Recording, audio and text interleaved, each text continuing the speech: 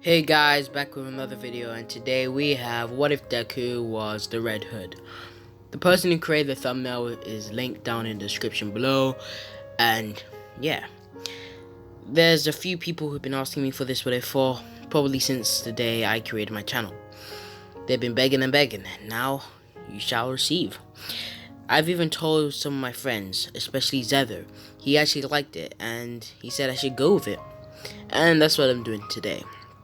So this is What If Deku Was the Red Hood, and we shall begin. Well, our story starts off when Izuku Midori is actually getting some booze for his father. His father's sitting in a lounge. He's going to the kitchen. He goes over there, but this time he sees his dad full of blood on his knuckles. Deku's around 9 years old, and his dad's partially just drunk. His mom, nowhere to be seen. It's like she left him. Inko was more of a bad parent this time. And yeah. In this timeline, Izuku Midori is actually a bad kid. He's not like the canon version where he's sweet and lovely. In this universe, he's more of a Jason Todd and Katsuki Bakugo fused together. One time, Deku tried to get attention from his class, so he stabbed the kid in his leg. The kid was immediately bleeding, and he told him off. Deku got a 3-day suspension, and after that, he got beat by his father. Multiple times. And it still goes on till this day. Back to the story. Izuku Midori was actually getting booze from the fridge. He was walking to the lounge until he saw his father full of blood on his fist. He sees that a wall has been punched, and he looks at Deku, and Deku's like, "Dad, are you okay?" And he's like, "Sit your ass down now," in such a scary tone of voice. Izuku's hesitant to leave, and he's like, "What do you want? You wanna watch football?" And he's like, "No. I want you to sit down and listen to me. Izuku, you're not a bright kid. Stop trying to be. I saw your grades at school, they're dropping. When was it the last time when I told you stop messing around? What happened that day? You beat me? For how many hours? 2? 3? Dumbass. Now get my belt. No. Get the sharp bottle." "But Dad, that's gonna..." "Shut up. Get me the sharp bottle." Deku goes to the kitchen and he smashes a bottle in half. And there's an edge where there's a pointy bit. Mostly in street fights, they use that as a weapon to obviously stab the other opposition. And he did that once to Izuku when Izuku was around 7. This tortured Izuku, and Izuku never felt any scared than that day. Now he's about to, again and again and again. Izuku goes to the lounge and gives it to his father. His father is like, "Sit down and I'm gonna stand up and you're gonna see what happens." Deku's like, please Dad, stop, it hurts." And he doesn't care. Hasashi, he's taken to another level. He stabbed a bit of Izuku's eye. Izuku has a cut, kind of like how Anakin Skywalker, aka Darth Vader in Star Wars, has. But this time, his eye is like bleeding. And Deku's like, it hurts. Stop, call the ambulance." And you know what Hasashi does? He turns back on the TV and sits down and starts drinking the same booze that Izuku gave him. Izuku starts crying as the tears start washing away his blood. Deku just has a huge cut around his eye, and this symbolizes him for the rest of his life, showing the torture he's been through. The next day at school, people are saying what happened to him. Deku is more of like the popular evil little child kid at school. And everyone's like, what happened, bro? Deku's like, I don't want to talk about it. And they keep silent because they know what happened to the other kids that kept talking and didn't end well after a school fight. And Deku went back to class.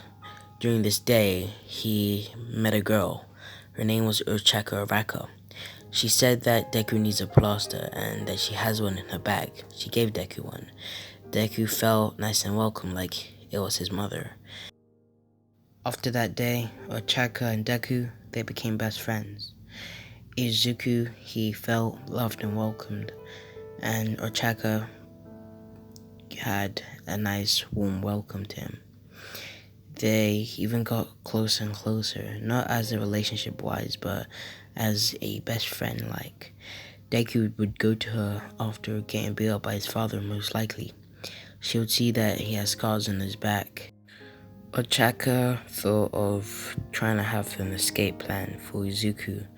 At this time, they were actually 15 years old, that she can actually stay at his house, and they could run away together. And Deku had a crush on her, so of course he would have wanted this plan. But the plan never worked. His father heard over the phone, and he broke Izuku's phone, told him never to go to school, and yeah, until one day. But one day, Izuku Midori had to go to shops. You're probably thinking, why is Deku not at school? Yeah, his father kept him inside.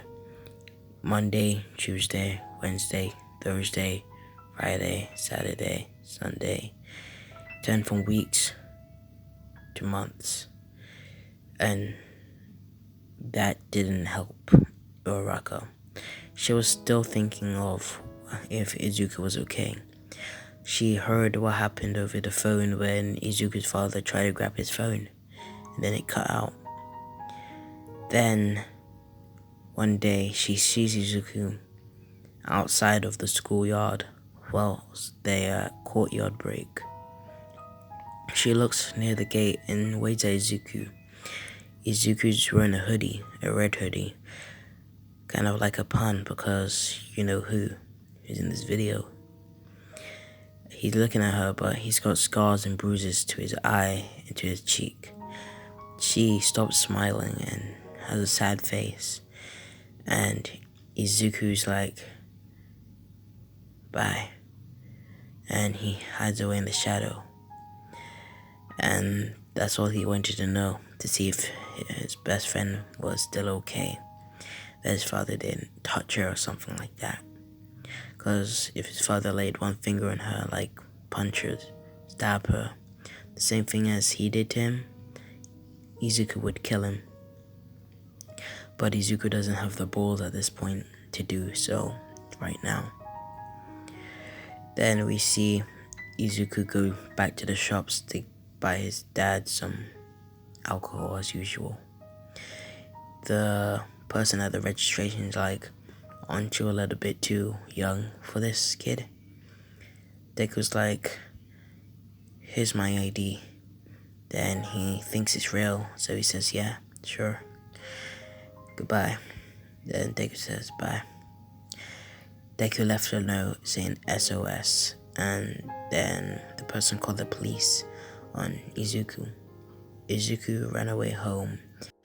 His father was like, where have you been? You took your sweet ass over here. Did you meet anyone? Did you say anything? Did you call the police on me? Because if that happens, you're busted. You do know that, right? I know the things you've done. You've robbed a car.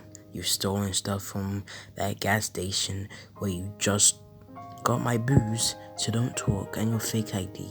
You're going down with me if you call the police, alright? Izuku says yes. And then he gives his booze to his father, and his father says, now go to your room and bring another woman over, alright? Now you go and shut the Okay, boss. Deku goes into his room. He sees just plain old paper. When he goes into his old drawer, he sees old stuff like All Might figures, All Might toys, and yeah. He remembers his original father, and yes, Hisashi's actually not his father, it's his stepfather, and his original father died. He died from a drug overdose because he was so stressed out of life. Deku thinks back of the times when his father and him used to spend time and talk about superheroes, especially All Might, his old idol. Now his idol is probably trying to escape and find a new life with Uraraka. But then things go to a dark end.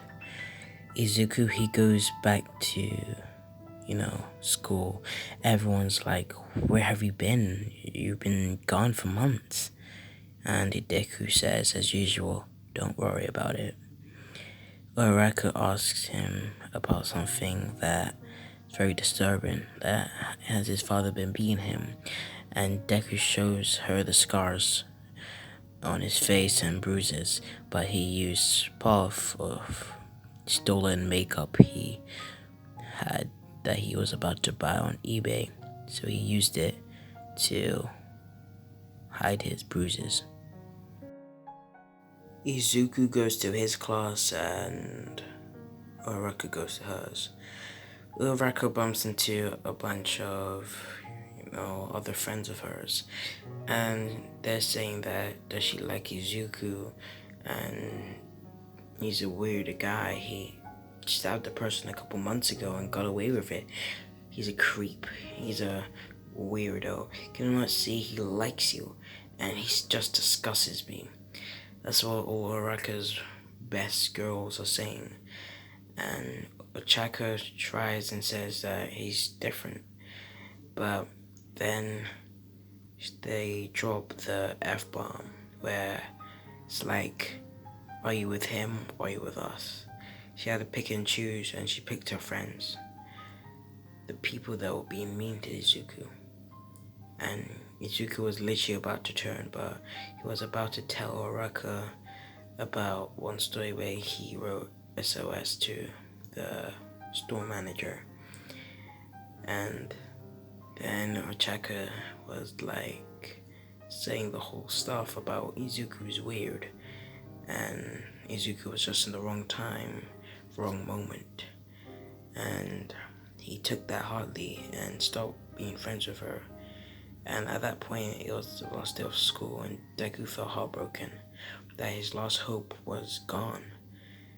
And yeah, Uraraka, when she went home, she wrote a letter instead of a message, as Deku's phone was broken. Izuku, he was just fed up with life and was like to his father, just leave me alone. His father obviously beat him up, as all the words from Uraraka didn't mean anything to him anymore, as she doesn't like him back. In Uraraka's letter, Uraraka says that she's sorry for what she said and that she didn't mean it.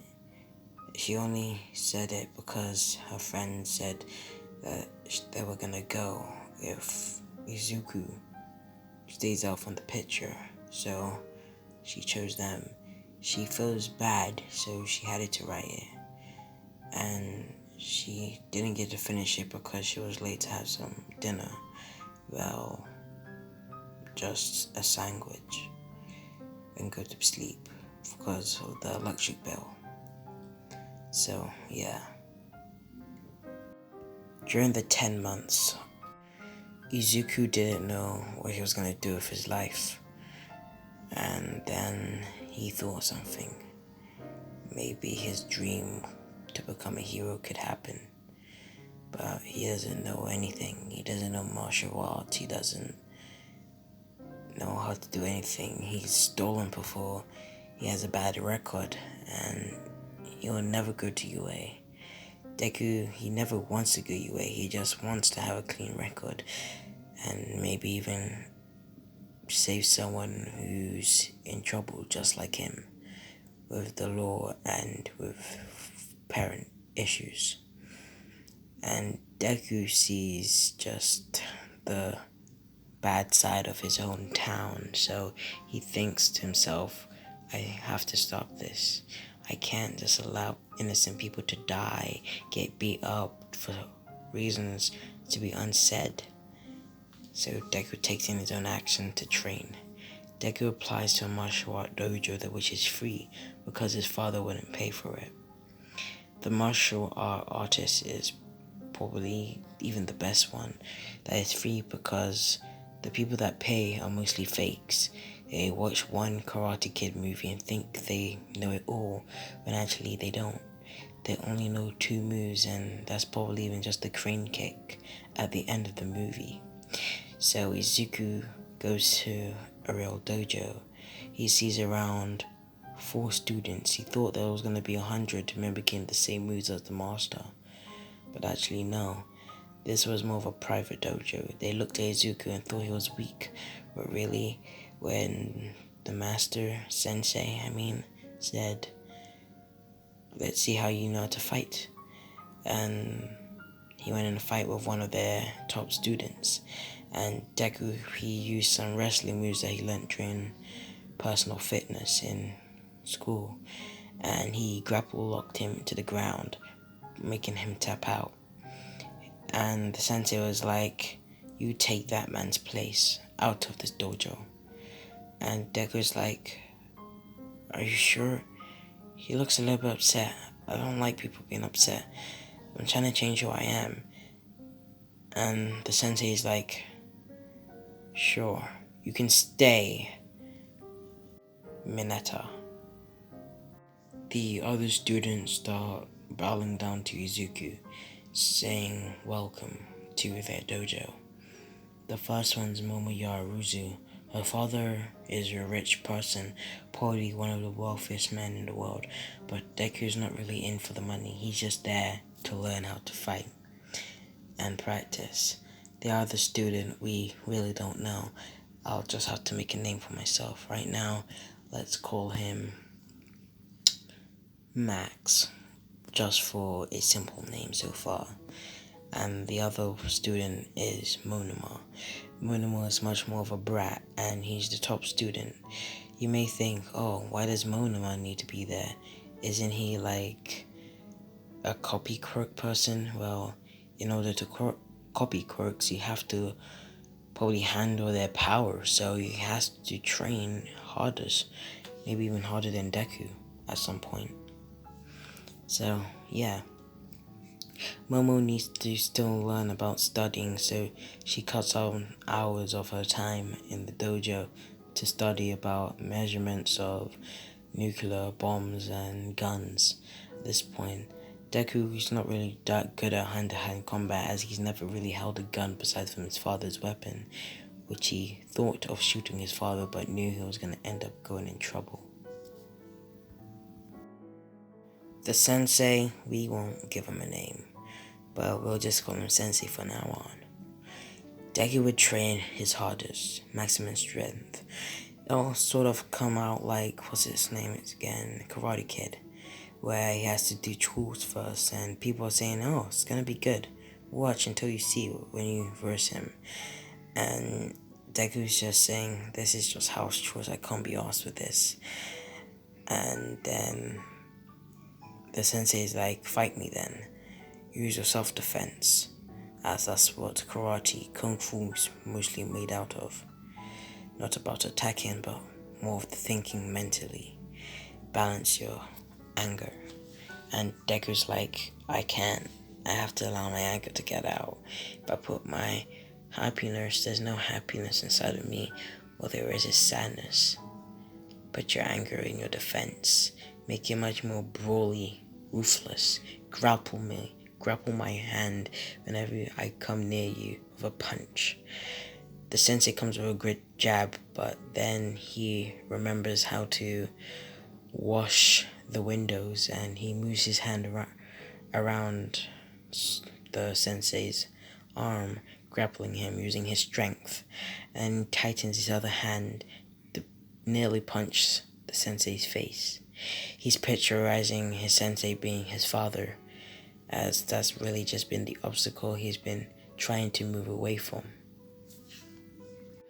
This goes on for hours and hours and months until obviously what happens. Izuku, he's probably beginning Jason Todd, where he's good at martial arts. He's not the best, he's not a pro, he's more of an average amateur. He knows how to self-defense. He could beat up around 12 gangsters who are trying to rob him at that point. But if they added another two, he'll probably die from probably a gunshot wound or some shit like that. During this time, Izuku learned about how to use guns and weapons, especially knives and tools like that from Momo, as she was also studying there as her parents' office was very busy. You probably thought that, oh, she's got a lot of space in her house. Mainly she lives in a family building and she has around, I don't know, 10 siblings, so she couldn't really concentrate there. But with at least 5 people, she could literally study all she wants. She studies everything, she studies all that.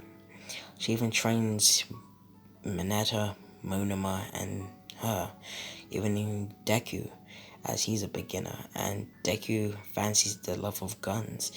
Obviously, the bullets are not bullets, they're more of rubber bullets, and they won't hurt you, but if it's from a far away shot point, it may kill you, because how fast it's going over the speed of sound. So yeah, they will use around, I don't know, paintball, and then they'll use professional real guns, as Momo's really got a gun license, as look, her father's rich, so basically she can get anything she wants. So yeah, Deku's at home and it's the previous day before you know what happens, and Deku looks at his father and says, "Dad, I don't want to live with you anymore." And he's like, "Excuse me? You sit your ass down, young man." Deku's like, "I'm not your son anymore. You've never been my father. I know what you did to my dad. I know you overdosed him." Oh really? Oh really? You really think about that? Well, I did, and it was lovely. Your mom loved it. Me and her were having an affair.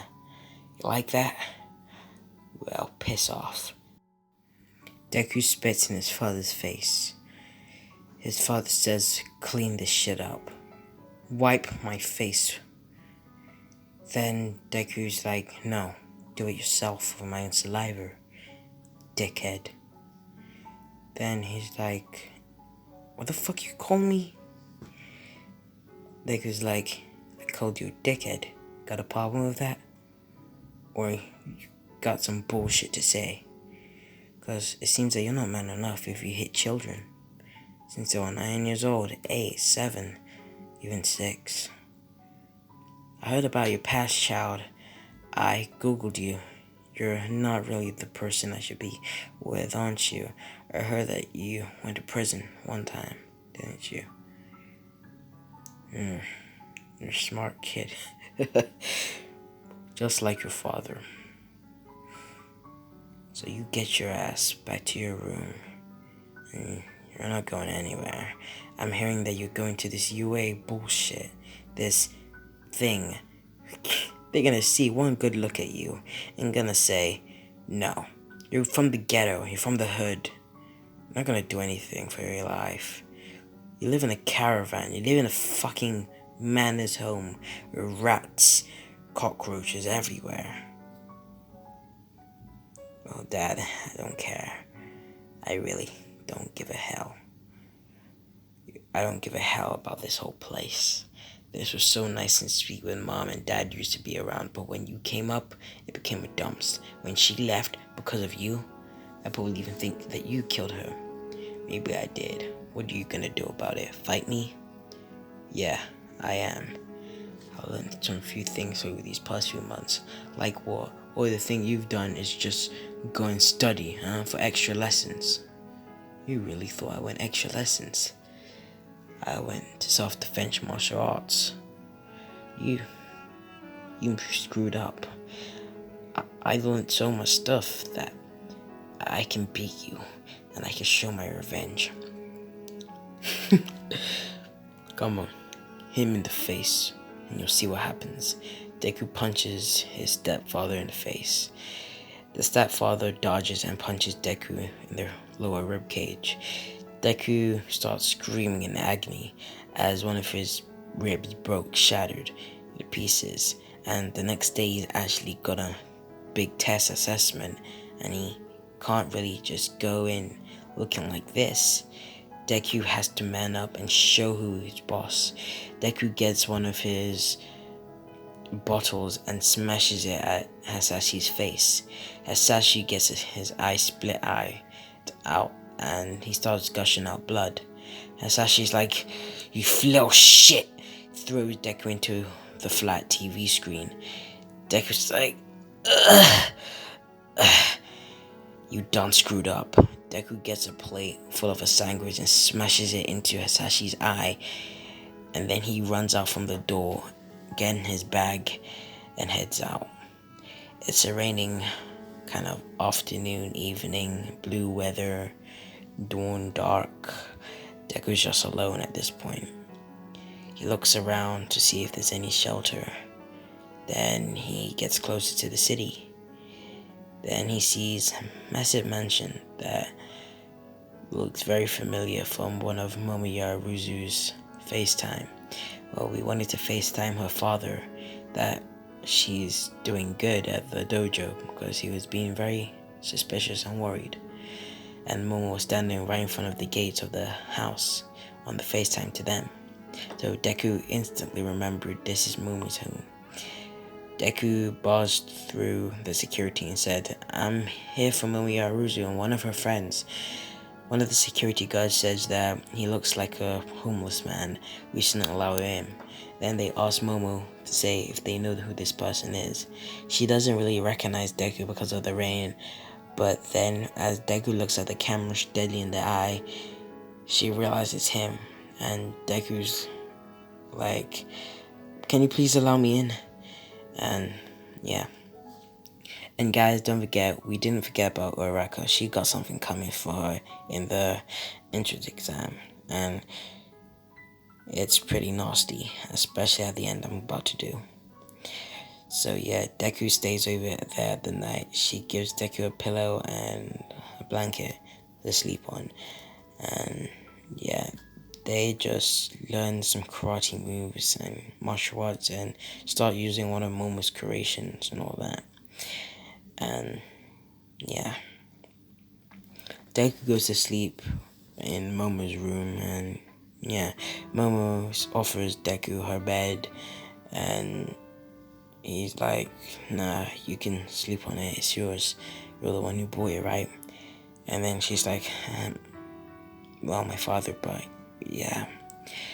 And then she's like, "You're just not gonna leave me alone here." And they both sleep in the same bed together, but none of that weirdness, right? It's just like, I don't know, friendship stuff, some shit like that, where you can't really allow the person to sit on a concrete floor that's very cold. It's winter time, for God's sake. And yeah, they both sleep at two different sides, and yeah, when they wake up, they both bump into each other while sleeping, and kind of a little bit of a kiss, but nah. And yeah, Deku's like, "Oh, sorry." Then Deku says, "Oh, we're late," and Deku wants to go and do the entrance exam, and Momo's like, "What's the rush? It starts at 9, it's only 8. And Deku's like, "Oh, I thought I was in my old home. Sorry, I live far from the city, so yeah." Deku goes and have breakfast, and Momo's father's there for the first time home in a long time from his business trip. He's like, "So, who are you again? Are you one of my sons?" "No, I'm Mizuka Midoriya. How much did your mom pay for you to come here? Huh? Does she want me to play the birth control, some shit like that?" No, sir, I'm not your son. I'm just a friend of your daughter's. So you're a friend of my daughter's. Okay, okay, okay. So where did you sleep? On the floor? And Momo bumps Deku on the leg, saying it's okay to tell the truth. And Deku says, nah. And obviously Momo's father's like, what? What do you mean, say the truth? And he's like, nothing, sir. And yeah. Around 20 minutes later, Deku changed back to his normal clothes. And Deku's like, why are you not coming with me? And Momo's like, well, my father paid for me to go to UA, so I can't really join you in Mineta. So you have to go. And yeah, Mono's gonna be a brat, but we have to stick by him. We're your only friends, so yeah, we have to stay together no matter what. And let's hope we actually go to Class 1A. And Deku says, sure. And he heads off into one of Momo's cars, which he told to drive him off to UA. And then we see Deku come out from one of the most luxurious rides he's ever taken in his life. This is the most luxurious thing he's ever seen. He saw there's candy in the back of the sea. There's cinema room inside the luxurious Rolls Royce, and he felt like it was heaven. Until the bus ride ended and he had to hop off. Deku said thank you and he'll tip him later. And the butler's like, I'm not sure this kid knows what a tip is. Then we see Deku just there. Well, obviously he doesn't bump into Araka, but he does see her. But he doesn't wave hi because he remembers what she did to him 10 months ago when he went back to school. Araka tries and gives Deku the letter, but Deku just runs off. Obviously, Deku doesn't know who Katsuki Bakugo is at this time, so their rivalry wouldn't really make sense. Obviously, Deku would do the written exam. He wouldn't do as bad because Deku's not a dumb kid. He's just an average young teen. So, yeah. Until President Mike starts explaining the whole situation on the zero-pointer robot and the whole exam and simulator.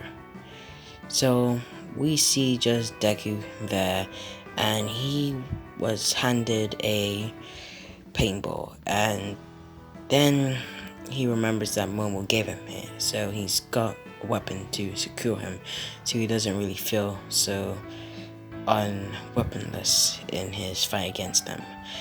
And Ida's like, what on earth are you holding?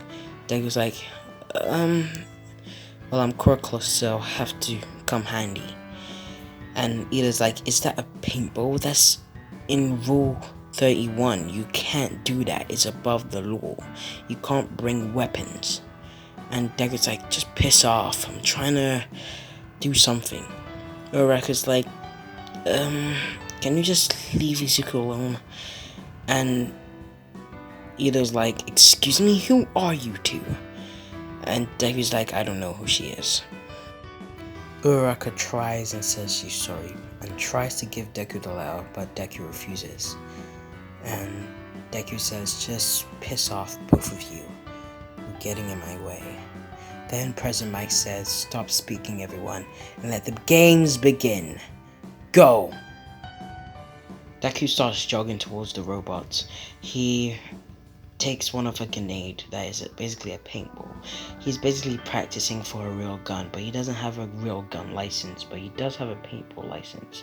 So yeah, Deku throws the grenade at the robot, but it does nothing, but definitely it does color out the wires that Deku needs to cut off. Deku starts shooting up there with his sniper rifle, I guess Glock 19, and he starts shooting there, basically turning off the robot immediately. He warns people to move up from away from the robot as it's about to collapse. Deku starts skimming through, running, dashing, you name it. Deku starts using parkour as he learned in martial art training. He sees that a lot of kids are ahead of him, especially this one kid with explosions, who's got really a knack of attitude just like him. They could be from friends or rivalries. And Deku sees this. Deku sees it as an advantage. He asks the blonde-haired kid to lift him up. And then the blonde-haired kid's like, "What do you want? I'm trying to win." And Deku's like, "Come on, man, help me. I'm crookless." And Bakugo's like, "What's a crookless loser like you doing here?" And Deku's like, "I could say the same thing to you, but just lift me up. I'll glide down." "You crazy? That's suicidal. You wanna die? You're only like 15, just like me. Got a lot to live for." And Katsuki's like, "Again, are you sure?" Deku says, "I can do the impossible." We see Katsuki Bakugo say, "Hold on," and Deku says, "Hold on for what?" And then Katsuki Bakugo flies Deku into the air by using his explosion and carrying him on his back. Deku gets his pistol and starts shooting at the robots, left, right, and center, as he knows where their pinpoints are and where to destroy them. We see explosion after explosion, not just Katsuki explosion, we see robot explosion. Deku jumps off from Katsuki Bakugo and lands down with his gun. He starts shooting at the zero-pointer robot coming ahead, but Deku realizes that he ran out from bullets. He sees Uraraka trapped into some rubble. He thinks he can go save his old crush, but Deku realizes the words she said, that he's weird, he's a freak, he's a psychopath, he's weirdo for having a creepy dad and all that. Deku, he's frustrated and he's like, "No mercy." And he walks away. He starts running and running from the zero-pointer robot, but as he runs, he hears a loud crack and squish. It was a dead body of Uraraka getting squashed by the zero-pointer robot. She begged him to save her, but Deku didn't. Deku, he was a pussy. He ran away, just as usual. Katsuki Bakugo, he sees this. He sees that Deku could have saved her, but he didn't. He walked away. Deku looks around, shocked. He runs over there, and the teachers are like, "Oh my gosh, that wasn't meant to happen. Trust me, trust me, trust me. This was not in the files. I didn't mean this. I thought she could have got out from the rubble and the kid could have saved her." Guess he chickened out. Oh my gosh. This is the first time in history since someone died. Anyway, it's gonna be all over press. All Might's worried, everyone's worried. Deku's crying. He's depressed on what he's just done. He allowed one of his best friends to die from his selfishness.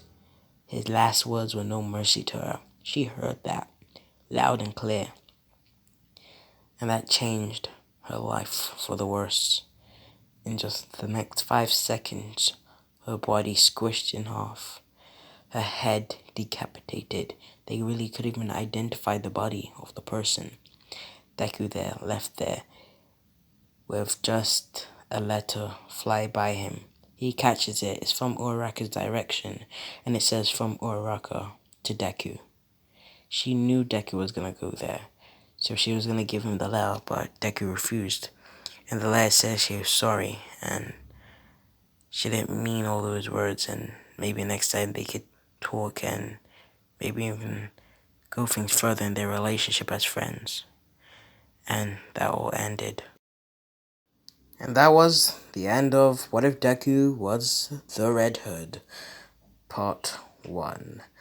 And I hope you guys like and subscribe and love this. I know who's disliking the videos. The haters have to hate. And yeah. And I will make part 2s of Hercules and all those stuff, and the World series and the Star Wars series. I know. But this, my friend, was amazing. The thumbnail creator is down in the description below. And yeah, hope you guys like and subscribe, as I said. And peace.